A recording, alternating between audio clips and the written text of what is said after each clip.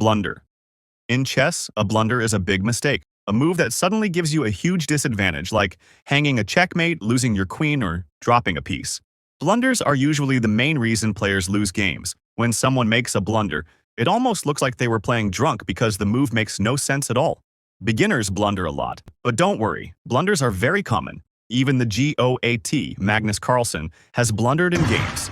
Tip: the best way to reduce blunders is to play more games and practice puzzles. Minimizing blunders will naturally improve your ELO rating. Now that we know what a blunder is, let's see what happens when you fail to punish your opponent's mistakes. Miss. A miss happens when you fail to take advantage of your opponent's mistake or blunder. It's not as bad as a blunder, but it still gives you a disadvantage because you ignore a winning or stronger move. Beginners miss chances very often, and even intermediate players do it. For example, your opponent might hang a piece, but instead of capturing it, you play something else. That's a classic miss. Tip: to avoid misses, always ask yourself, did my opponent just play something wrong? Did they leave something hanging? This simple habit helps you spot free material or winning tactics. Missing moves is annoying, but at least you're not blundering. Yet. Next up, let's talk about mistakes that subtly weaken your position. Mistake. A mistake is a move that puts you at a disadvantage, but it's not as serious as a blunder. It weakens your position without immediately losing the game. Typical mistakes include letting your opponent control a key square, not spotting the best move, or allowing them to capture one of your pieces more easily. Tip: to reduce mistakes, slow down and check. What is the best move in this position and what is my opponent threatening? This habit makes your play much more solid. Alright, so mistakes are small errors. Now let's cover moves that don't necessarily hurt but aren't helpful either. Incorrect. An incorrect move is one that looks meaningless or unnecessary. It doesn't immediately weaken your position, but it doesn't help either. Usually, there was a much better move you could have played instead.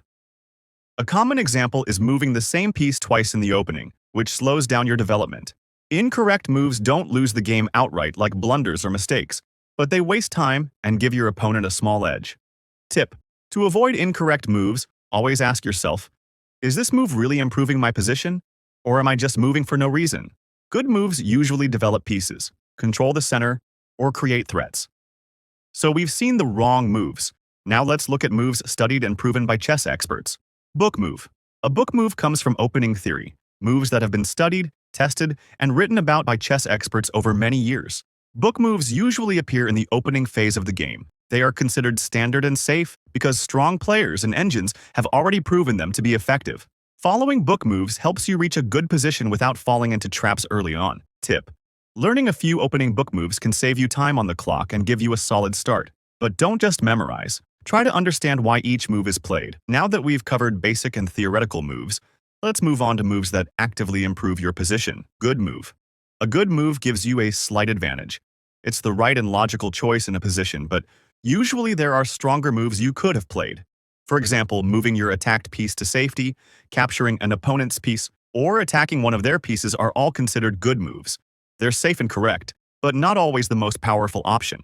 Tip: a good move is always safe, but if you focus a little more, you can often discover a better idea that puts you in an even stronger position. Good moves are solid, but let's see how to go one step beyond, to excellent moves. Excellent move. An excellent move is stronger than a good move. It gives you a clear advantage, either using tactics to gain material quickly or making a deep, strategic decision that pays off in the long run. For example, an excellent move might stop a dangerous check 3 to 4 moves ahead, or prepare an attack that will unfold later. Excellent moves show foresight, thinking ahead and controlling both the present and the future. Tip: combine short-term tactics with long-term strategy. Ask, does this move solve the current problem and prepare me for what's coming next? Next, we step into moves that are the absolute strongest, the best moves in the position. Best move. The best move is the perfect move in a position, the absolute strongest choice. It's similar to a good move, but much more precise and powerful. The best move often creates the biggest problems for your opponent, like attacking their king, using tactics such as forks and pins, or taking control of key squares. Tip: you can find the best moves by staying focused and solving lots of puzzles. The more patterns you recognize, the easier it becomes to spot the perfect move in any situation. Great moves are strong, but some moves can completely dominate your opponent in a single shot. Great move. A great move gives you a big advantage in just one move. It's not easy to find, and is usually played by strong players because it requires deep calculation and understanding of the position. A great move often strengthens your position. For example, taking control of a key square or exchanging one of your opponent's strong pieces when their piece is in a critical square. Tip: look beyond material. Consider activity, control, and piece placement. Sometimes trading equal pieces or placing your piece on the right square can completely change the game. Finally, we arrive at the crown jewel: moves that are rare, spectacular, and game-changing. Brilliant sacrifice. A brilliant sacrifice is one of the most beautiful and rare moves in chess. You deliberately give up material, like a queen or another important piece, to gain a huge advantage or even win the game. For example, sacrificing your queen to deliver checkmate, pure gangster energy, or giving up a piece to open a key square for an attack. These moves are extremely hard to find and are often top engine approved. Brilliant sacrifices are usually played by strong players because they require deep calculation, creativity, and confidence. Tip: study famous games and solve advanced puzzles to train your eye for brilliant sacrifices. The more you learn these patterns, the more likely you'll spot them in your own games.